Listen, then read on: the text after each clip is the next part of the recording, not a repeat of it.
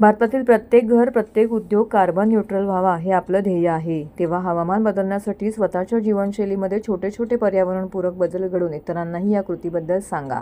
त्यामुळे आणखी 10 जण प्रभावित होऊन खऱ्या अर्थाने परिवर्तनाची सुरुवात होईल, असं कानमंत्र आंतरराष्ट्रीय युवा पर्यावरण संशोधक प्राची शेवगावकर यांनी दिला आहे.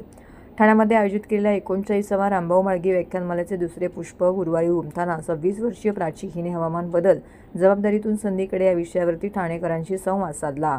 या प्रसंगी व्यासपीठावरती व्याख्यानमालेच्या सत्राचे अध्यक्ष, कोकण पदवीधर मतदारसंघाचे आमदार निरंजन डावकरे, माधुरी तामणे उपस्थित होते.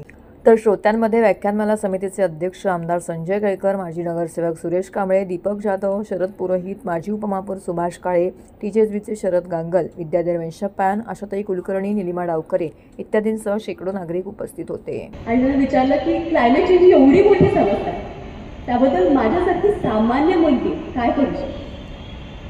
आम्ही आधी बघायला लागलो की हे नक्की होतंय कशाला. आपल्या क्लायमेट चेंज बद्दल जागतिक तज्ज्ञांनी शिकवली नाही अशी एक गोष्ट मला एका शेतकरी आजोबांनी शिकवली. म्हणजे आता माझ्या हातातलं हे पेन आहे, त्या पेनला आपण समजूया पर्यावरणाचं संतुलन. जसं जसं आपण थोडे थोडे हरितगृह वायू, कार्बन डायऑक्साईड वातावरणात सोडतोय, तसं पर्यावरणाचं संतुलन बिघडत जातंय. अजून हरितगृह वायूचं उत्सर्जन केलं, अजून बिघडायला लागलं, तर आपल्याला थोडे थोडे परिणाम दिसायला लागले. म्हणजे कुठे पूर येतोय, कुठे दुष्काळ येतोय, कुठे बळवे पेटतायत. हळूहळू संतुलन जास्त घरी वीज वापरतो. या सगळ्या गोष्टी करत असताना आपल्याकडून कार्बन डायऑक्साईड सारखे हरितगृह वायूचं उत्सर्जन होतं. आणि फक्त आपल्या कृतींमधून नाही, तर आपण प्रत्येक गोष्ट विकत घेतो. आपल्याला जसं कार्बन फुटप्रिंट असतं तसं प्रत्येक वस्तूलाही तिचं कार्बन फुटप्रिंट असतं. म्हणजे मी हा स्कर्ट घेतला, वापरतो आणि फेकूनही देतो. त्या कृतींमधून, त्या वस्तूंमधून हरितगृह वायूचं उत्सर्जन होतं.